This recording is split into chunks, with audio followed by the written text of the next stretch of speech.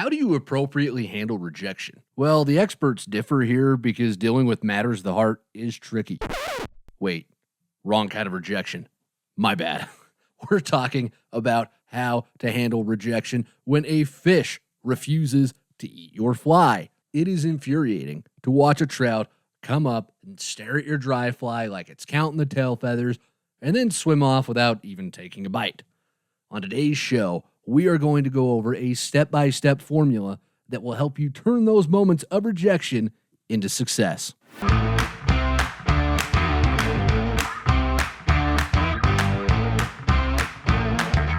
This is Untangled, fly fishing for everyone, presented by Ventures Fly Company. Hey everybody, welcome to it. This is Untangled. I am your host, Spencer Durrant, and welcome to another wonderful week here at the VFC Institute for Advanced Angling Studies, where we never give degrees because the learning never stops. And if you are a brand new listener to this show, first off, thank you for tuning in, but please rate and subscribe. And if you are a longtime listener and you, for some reason, have not rated and subscribed to the show, what are you doing? Where is your life at if you have not rated and subscribed to Untangled, arguably the greatest fly fishing show ever? I mean, there's no reason that we shouldn't be at the top of the charts everywhere. Our banner should be in friggin' Times Square at this point. So we really do need your help to get us to be that big. And you do that by rating and subscribing. And look, I understand if you don't want to do it for me, but do it for the children. What children? Doesn't really matter. Just any children. Just do it for them. If you're not going to do it for me, rate and subscribe for the children. All right, new listeners, I'm kidding around. I hope that's clear. And to folks who've been listening to this show before, I hope y'all got a good laugh out of that. I really do appreciate y'all taking the time to tune in every week and just enjoy the show, have some fun here. I think that's something that's plagued fly fishing for a long time, is we all tend to take ourselves way too seriously at times. So that's one of my goals on the show, is I just want to have fun. We want to have fun, laugh, and just enjoy it. And that's what we're going to do today. We've got quite a good arrangement of topics, I think, to dive into. We're going to be talking all about welded loops on your fly line. So that's going to be one of our topics. The best water level for fishing a river, how to feel subtle bites from picky trout, what to do when trout refuse your fly, and how to find places to fish. So we've got this jam-packed full of interesting stuff, and we're just going to get right on into it here with our short questions. For any new listeners, we answer a couple of questions at the beginning of each show that are a little shorter, that maybe don't require as much of an in-depth answer, but that are still worth getting into because they're questions that we all have about fly fishing. So if you ever have a question, there's always a link, there's always a link in the podcast description, and no question is too small for Untangled. We will answer them all here. All right, so please send them on in. Enjoy getting to read the questions every week and getting to connect with folks in that way. So without further ado, first question, Ron from Tennessee writes in and says, "Hey, Spencer, I'm enjoying your podcast, even though we just don't get many trout to speak of in West Tennessee. My fly fishing is mainly for panfish and the occasional largemouth bass. Here's my question. I've seen some knowledgeable fly fishers and instructors who advocate cutting the front loop off your fly line and instead snelling a short piece, just a few inches, of heavy mono or amnesia with a perfection loop knot at the end onto the fly line. The perfection loop still allows a loop-to-loop connection to your leader. Supposedly, this makes the line unroll better as the snelled piece is not as stiff as a welded loop. It seems to me that if this were a better way, some fly line companies would do that instead of the welded loops. What are your thoughts about this? Thanks, and keep up the fun and informative podcasts." Hey, Ron, really good question. Thanks for sending that one on in. I've heard of folks doing this as a way to help the loop-to-loop connection go through the guide smoother. I haven't heard folks advocate for it because it would help the line unroll better during the cast. I'm just not sure that I personally buy that. I kind of go with you. The fly line companies and most gear makers in general really are in the business to create really good products that work for their customers. And I know folks who work at different fly line companies, and if this would really help the line be better, they would do it. Especially, you take a look at fly line, it's sort of hit a wall of development because I mean, how much can you really do? How do you revolutionize fly line? Where's that next intuitive leap forward with fly line? We don't know yet, but they're all, basically the same and have been for a long time. So if something like this really would make a difference, it probably would have rolled it out by now. So I think if you do cut the welded loop off of your fly line, I would just nail knot your leader to your fly line. I think that's the best connection. I prefer that over the loop. It goes through my guides smoother, and I know some folks say that they've had loop-to-loop connections go through their guides just fine. I prefer the nail knot. I like it with that. That's just my opinion, though. So I would just keep things as you're doing them, Ron. But really good question. Thanks for sending that on in. And our next one, Jordan from Utah writes in, says, what CFS would you consider too high to fish on? I've got a river close to me that moves pretty quick and don't know if it would be worth trying out. Jordan, the way that you phrase this question is interesting, and I'm just going to say this, and I'm not being a jerk. I'm not trying to come down on you, to quote one of the greatest Saturday Night Live skits of all time, but you need to reframe how you're thinking about this entire topic. CFS stands for cubic feet per second, and that's how we measure the volume of water moving in a river. The higher the CFS, the higher the river is. But what's too high or too low, that all depends on the river itself.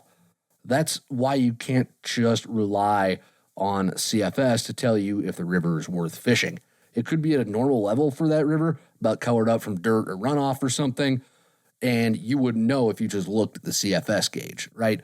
It's nice to be able to look online and see where the river level is at, but that can't be your only source of information to go out there and try and be successful, right? It's like trying to ask the really pretty girl in high school to prom with one pickup line, because what if she doesn't laugh at it? All right, then you go up there and, are you from Tennessee? Because you're the only 10 I see. And then she just looks at you. You've got nothing to back you up. And all of a sudden, you're like a fish out of water, just gasping like, I thought that would work. So you don't want to be in that situation, Jordan, right? You got to reframe the way you're thinking about this. Okay, let me give you an example. One of my local rivers fishes best at 1,200 CFS. That is the perfect level for it. But 1,200 on the lower Provo, you said you're from Utah, so I'm going to use that as an example. 1,200 on the lower Provo is insane. That is crazy high. I prefer the lower Provo at like 129, I think is my favorite level. And that like 130-ish range is amazing on the lower. But it's all dependent on the water. So that's what you've got to remember here. A good way to know what normal is to look at the flows after you've spent a day fishing and it was really good.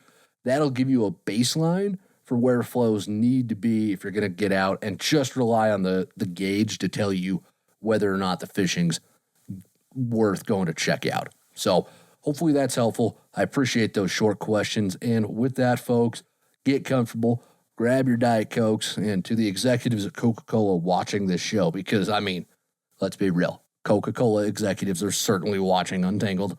I got my Diet Coke. We're waiting for our sponsorship here, all right? And while we wait for that, folks, get comfortable, because we're going to move into the main part of this week's show.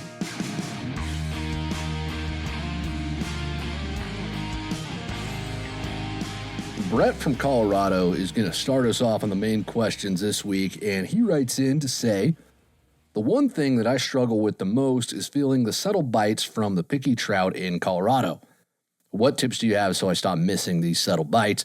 Thank you for all the insight you share, and thank you for creating this podcast. Brett, thank you. I really do appreciate that. You're welcome. It's tons of fun to do the show. I mean that. I'm not just one of those guys that gets on a podcast and says it's fun. I actually mean it, all right? All those other folks are lying to you, but here at Untangled, this is the unvarnished truth right here. Oh, well, Brett, to answer your question, I'm going to assume a few things, and the first of which is that you're probably talking about feeling the subtle bites when you were nymphing, correct? Because, excuse me, even subtle bites on dry flies should be pretty easy to detect because there's that visual component to it. So the best tip I can give you is to move out of Colorado because the trout there are just impossible. Okay, kidding aside. I've had some great days in Colorado. I enjoy fishing out there in some places. I really do love the Frying Pan River. It gets crowded as all get out, but it's a fun little fishery, and it's just different. I don't know. I don't know why I like it so much, but I do like that one. Sometimes, though, it doesn't matter where you live. Trout can be picky, and sometimes their bites are just really subtle and are really hard to detect. I'll give you an example. I was out on the Green River a few years ago with my buddy Ryan Kelly. He's a guide out there, and just an exceptional angler, better angler than I'll ever be. And we're fishing, and we've got a dry dropper rig, and he's on the oars. We're floating the river. He's on the oars, and I'm casting in this really big eddy, and the fly's just sitting there, and the fly, it didn't even twitch. It just sort of wiggled, and I thought it was just kind of bouncing in the water. And Ryan's like, "Set it," and I'm like, That wasn't a fish. I'm not setting that. Of course, the insolent young guy telling the older guy, and Ryan's not old. He's just older than I am. Granted, I'm old, so I guess we're both old. But anyways, Ryan's older than I am. And of course, got way more fishing experience. But here I am saying, oh yeah, I'm not going to set that. What do you know? You're just a guide. It's not like this is your living or anything. Well, I didn't set it. And guess what? I saw this fish swim away from because the water on the green there in Utah is crystal clear. And I didn't set it, and I saw this fish swim away from my dropper because I kind of see it move. It moved into a spot where I could see it, and I realized it was swimming away from my dropper. And I realized that tiny little twitch was, in fact, a fish that I just ignored. So what do we learn from that story? Well, the most important thing to take from it, in my opinion, is you should set the hook on anything that doesn't look natural. Alex and I talked about this a little bit last week on episode 47, our nymphing extravaganza episode, but especially if you know that you're fishing to picky trout, anything that looks out of the ordinary at all in your drift should be cause for you to set that hook, because there's a really good chance that it's going to be a fish. Let me give you another story to illustrate this. Me and my best friend Lander were out a couple weeks ago now. Yeah, I think it was a couple weeks ago fishing in Utah. We got together. He had to be in Utah for work, so I drove down from good old Wyoming, and we got together, and we went to a BYU football game. Go Cougars. No, I did not just say that on the air. I'm going to have to edit that out. Anyways, we went, watched some college football, cruised off to the river the next day to go fish, and Lander was fishing a dry dropper rig. He had a bigger stimulator up top, and it's just drifting down through this thing, and he goes to recast, and as he goes to recast, he's like, oh, there's a fish on there. And sure enough, this little brown had grabbed the nymph, and his dry fly had stopped, but it hadn't gone under. It hadn't shot side to side. It just kind of stopped for a second, and Lander didn't set the hook on that, and he was late on that hook set. You could see, he set it. When he realized there was a fish on there, he was so late that the fish just popped right off. And it happened to him a couple of times that day because the big dry fly would just be stopping. It wouldn't be going under the water. And he was missing a few fish because he wasn't setting on those subtle takes that, you really should. So, and I don't tell that story to throw Lander under the bus. I do that all the time. No, I don't throw Lander under the bus all the time. I make the same mistake he makes very often. And it popped to mind as something like, oh yeah, I saw this happen recently. So it's something that happens. It's easy to not set on things that look like takes, but you just have to learn to do it, because it is going to increase your hookup ratio. And that's actually one of the reasons that I prefer to nymph with a dry dropper rig, if at all possible, because that dry fly is a lot more sensitive than a strike indicator. I really don't like using strike indicators. I'll use them if I have to, but I just don't like it. And I've discussed that ad nauseum on the show. I don't have anything against it. I just don't enjoy it. If you have to use an indicator, though, try using a smaller one to see more of those small takes. This will probably make a pretty big difference for you. I do notice a lot of beginners using these giant, like balloon-sized indicators, or even actual, honest-to-goodness balloons. I've seen that. And it's tough because unless the take is just that fish freight training your nymph, then you're not going to see those subtle ones. You want an indicator that's just large enough to support your flies, but not so small that it starts sinking below the surface. And I think if you do that, you will start to see more and more of those takes. But again, my biggest recommendation here is if there's something in your drift that doesn't look natural, set the hook on it, because that is going to more than likely be a fish. And if it's not, then at least you're getting attuned to what those look like. So hopefully that helps. I appreciate the question, and thanks a bunch for sending that one on in.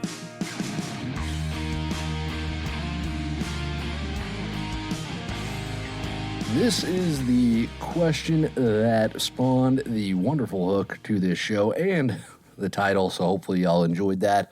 This comes to us. Steve from Oregon writes in and says, "Hi, love the series, watch it all the time unless I'm out there trying out your suggestions. I was recently fishing some dries on a local river. The water is absolutely clear, and I was casting to certain fish. My fly, in this case a blue-winged olive, would make its way to the fish, and I would watch the fish rise in the water column and get right up to the fly, almost sniffing it. Then the fish would turn and swim away. Refusal. This happened with different fish on that day. How do you interpret refusals? Is it the size of the fly? Is it the color? Is the tippet too visible?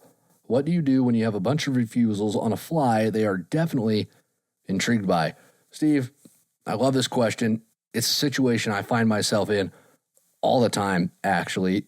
Just recently, I was out on the river here by my place, and I was out with a buddy of mine. We were floating the river, and we get to this rising trout. It was just one. He was just rising like the end of the world was about to happen on this seam, and we pull up underneath him in the boat, and we start casting upstream to him, and we spent 45 freaking minutes casting to this fish. I did for about 20, and we tried a bunch of different flies, and he kept coming up, doing that same thing, kept coming up, looking at the fly, licking it, sniffing it, naming it, taking it to dinner, doing everything except closing the deal and actually eating the dadgum thing. And my buddy Joe ended up being the one who finally got it to eat. I think it was like some random emerger pattern at the bottom of one of my boxes that I didn't even remember that I had it, and that's what it finally ate. But yeah, it happens, man. It happens a ton. And in the hook for today's show, I talked about a formula for turning these moments of rejection into moments of success.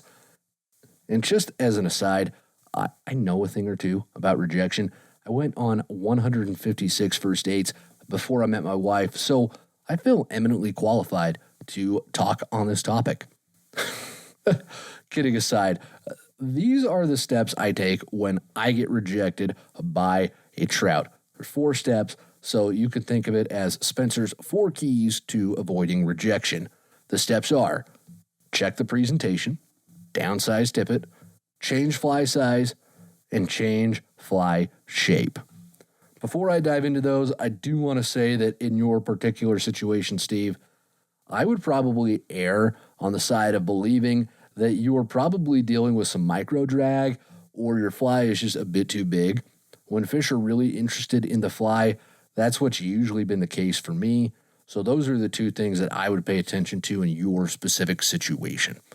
All right, without further ado, let's dig in to this formula, Spencer's 4 keys to avoiding rejection that I would know about, because once again, 156 first dates before I met my wife.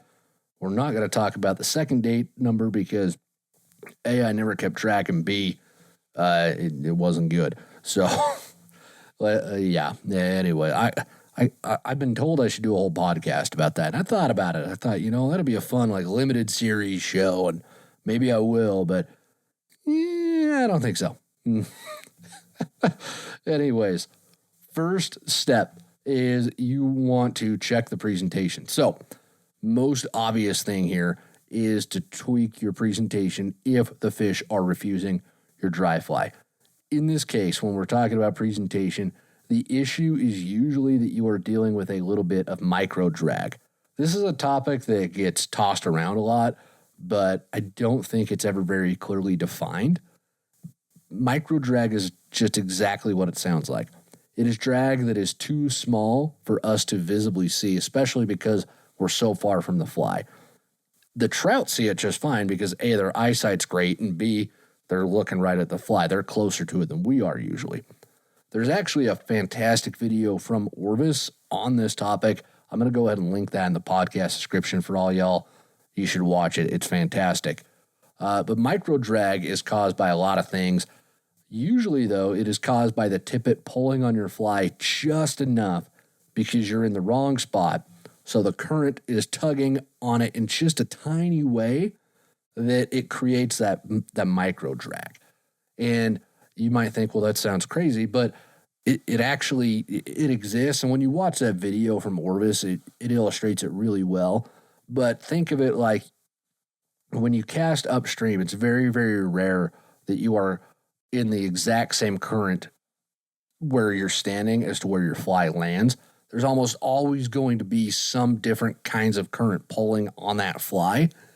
And unless you get your cast perfect, or you're standing in a place where your drift will go through where the fish is rising before you start to get drag, there's a good chance you're going to get micro drag, that some smaller currents are going to grab either your fly line or your leader or your tippet and pull on it just enough. It might not create that visible wake that we see, but it's pulling it just enough that the fish come up, they look at it, they think, ooh, food.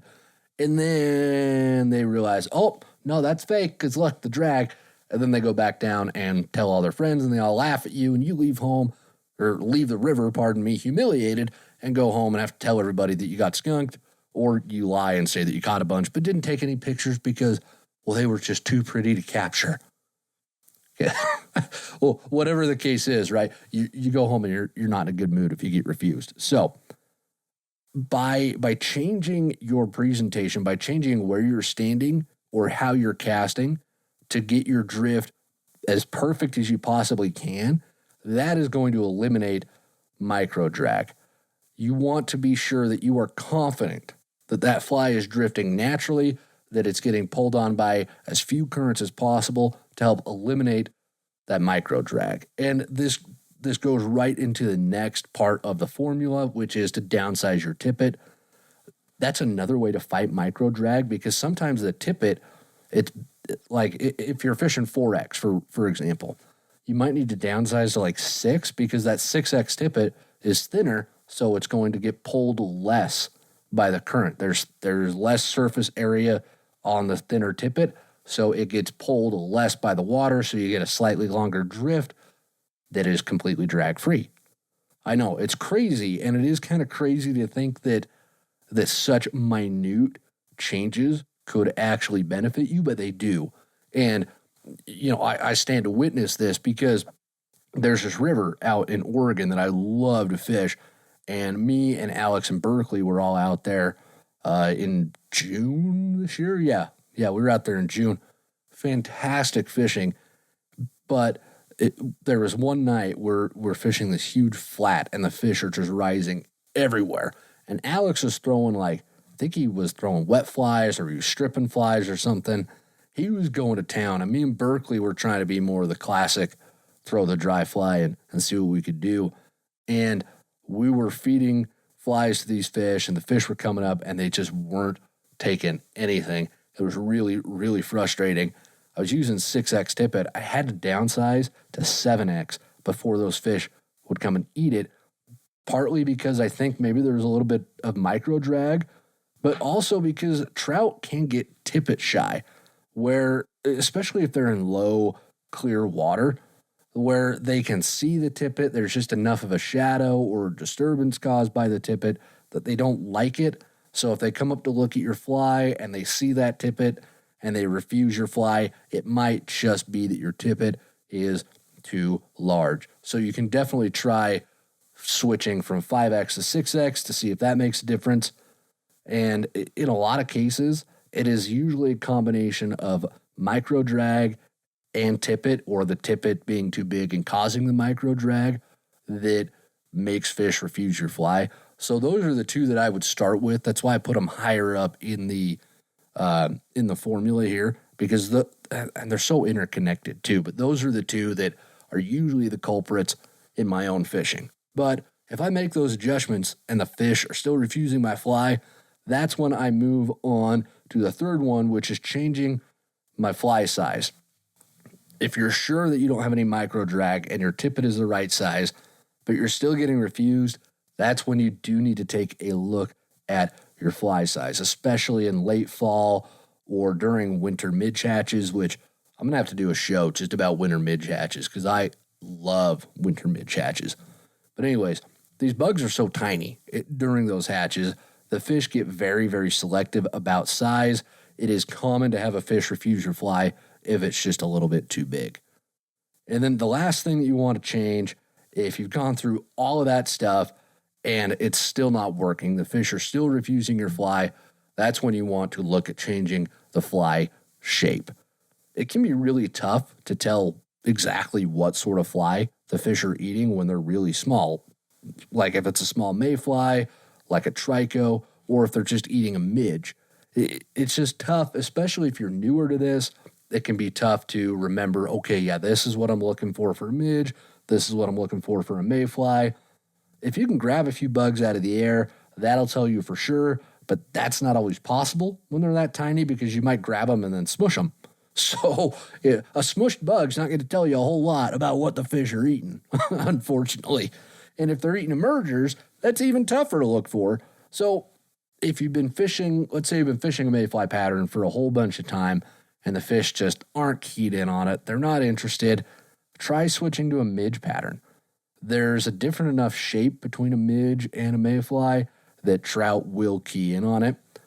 I like to fish a Griffiths gnat during midge hatches, but sometimes the fish want an actual single, just honest to goodness adult midge.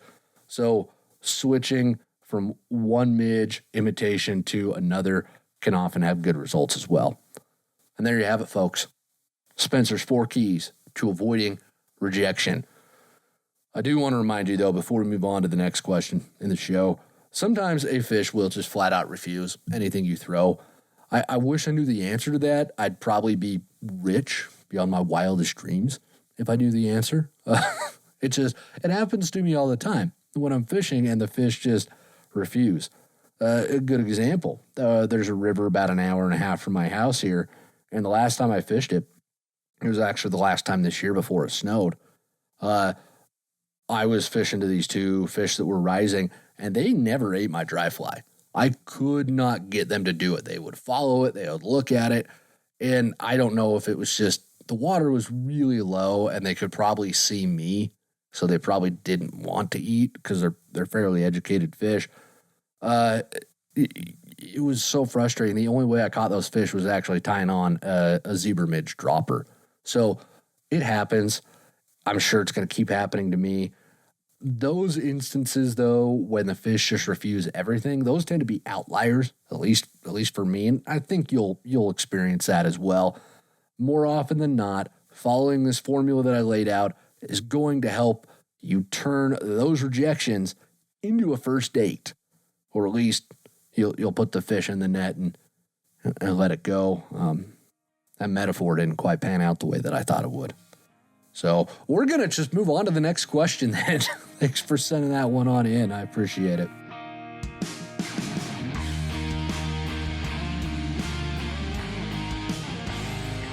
This is our last question on the show, folks, but you definitely want to stick around for story time coming up right after this question.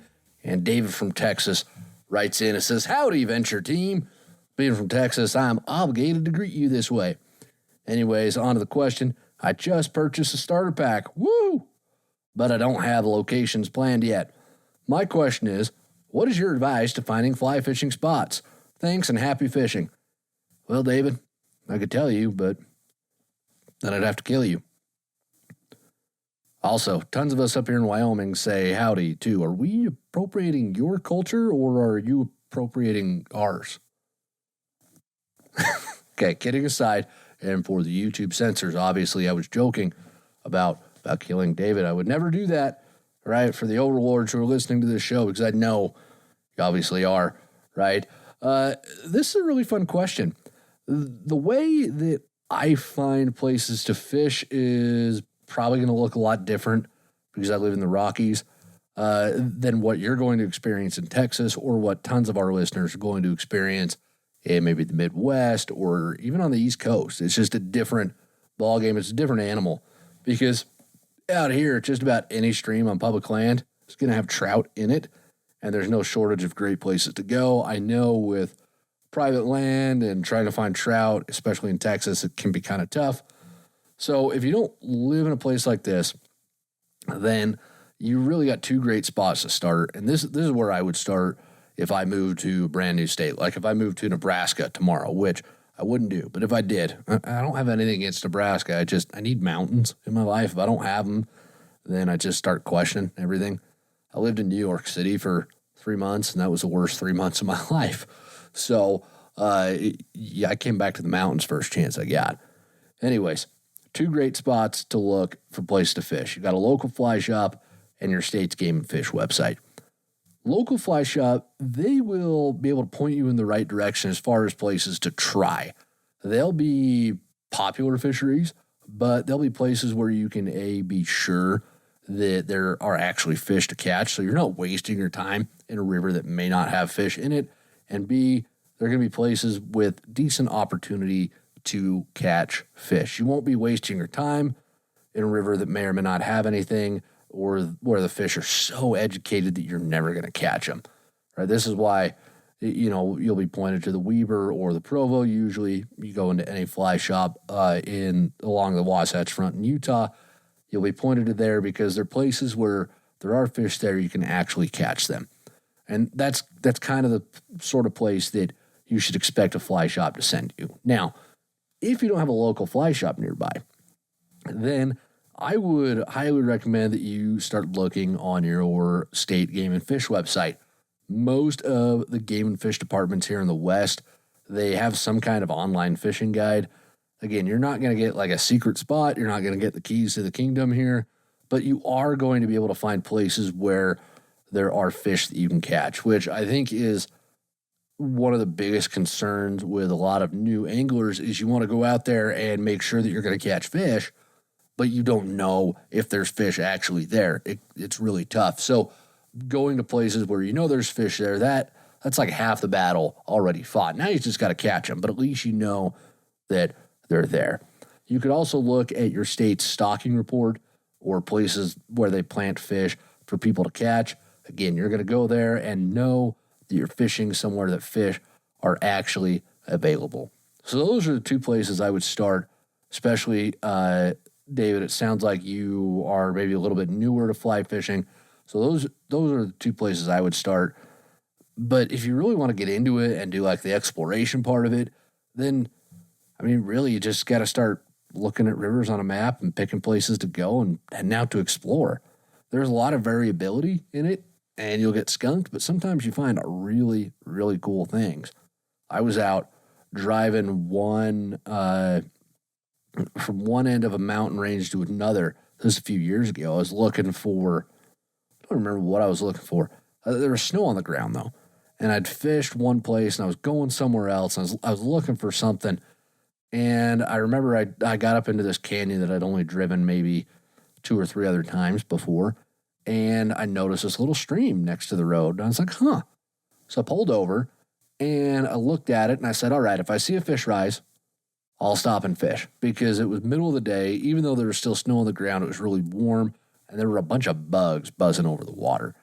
And maybe 2-3 minutes after I said that, fish start rising.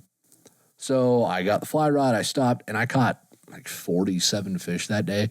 I have it written down. I used to keep a pretty detailed fish journal. So I remember because I looked up that day before I did the show tonight. It was like 47 fish. It was insane. It was all cutthroat. And I ended up calling this Secret Creek because it was a secret, right? And I'd never seen anybody else fish it. And it's wonderful for cutthroat. So it was a ton of fun to go out and just explore that. And I got lucky because it was right off the side of the road. But it's that same thing where if you never go to stop and try something, you never know what you may or may not find. So hopefully that helps you, David, and sets you on the right track towards finding fish.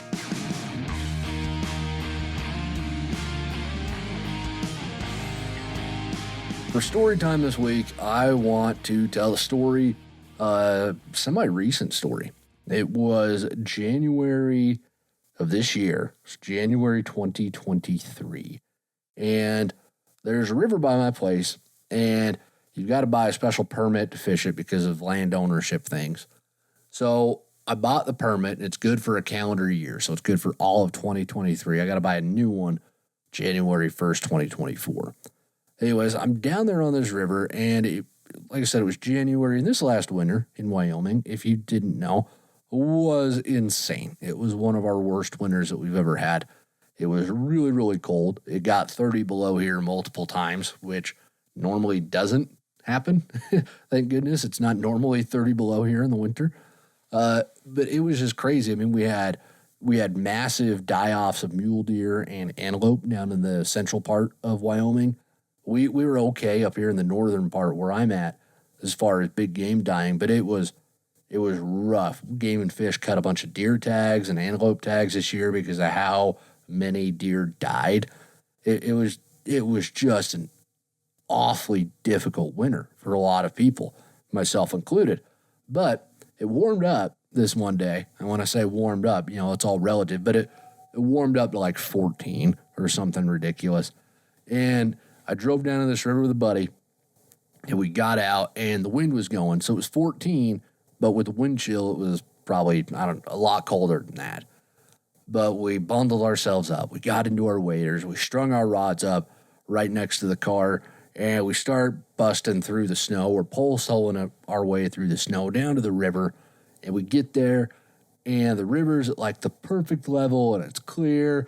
And I'm like, all right, we're going to get into some fish. And I was just throwing a nymph rig. This is one of the few times when I have an actual indicator on. And so I'm throwing my nymphs out under my indicator, and I got like 2 casts into it before my fly line froze in my guides because the water on the line just started freezing. It was that cold. I got like 2 casts, clear the guides. 2 casts, clear the guides. And the cold was starting to work its way into my bones, into my coat. I was just not all that excited about it anymore. And we got up to this big rock, and I remember looking at my buddy saying, all right, we're going to see what's here, and then we're going to leave. I don't care that we just drove however long we drove to get there. I'm done. I need to go be warm. So I threw out, I think it was almost my last cast. I throw it out, the indicator's going, and all of a sudden the indicator goes, thunk. And I was like, ooh, what was that, a fish? So I set the hook, and sure enough, it was a fish. And this fish, I just see it roll up towards the surface, and I was like, ooh, snap, because it was a big one. I could just tell looking at it, and I was like, this is going to be, we're getting into something here. So this fish rolls, and it didn't quite jump. It was so cold, I don't think the fish was really happy about being caught either. He didn't jump, but he was playing enough that I could tell it was a big fish. And he took the bottom fly in my rig, this little size 16 zebra midge. So I'm sitting there, and I go to grab my net, and guess what I forgot to clip onto my fishing pack before we left the car? Yeah, my net. So I holler downstream to my buddy. I'm like, hey, I need your net. So he comes stomping up, and I'm just trying to keep this fish on the line until my buddy can get here with his net. And he gets there, and he misses the first net job. And at this point, I realize it's a big brown trout, and I'm like, all right, that's over 20 inches. That's a nice fish. I really want to get this thing in the net. And he misses the first net job. He misses the second net job, and I'm really, like, my butt's puckering up. Like, I'm all sorts of nervous at this point. And finally, on the third try, I lift the fish's head. We get it in the net. And, oh my goodness, it was a 23-inch brown trout that ate a size 16 zebra midge in the dead of winter when it was 14 degrees outside. It was tons of fun. It was one of my favorite fish that I've ever caught. One of the bigger browns that I've ever caught, too. I've caught a lot of big rainbows and cutthroat, but never many big browns. So that was just really, really fun to experience. So I share that story just to remind y'all that you never know what's going to happen unless you get out there on the water and actually try it. So hopefully you can do that. And hopefully y'all can get out and enjoy the rest of this fall fishing that we've got going on. It has been really good up here, and I hope it's been good for y'all wherever you're at. And until next week, please make sure that you rate and subscribe to this show. That helps us out a ton. If you have any questions at all about fly fishing, please, there's a link in the podcast description. Send your questions in. I want to answer them. And until next time, tie lines, everybody.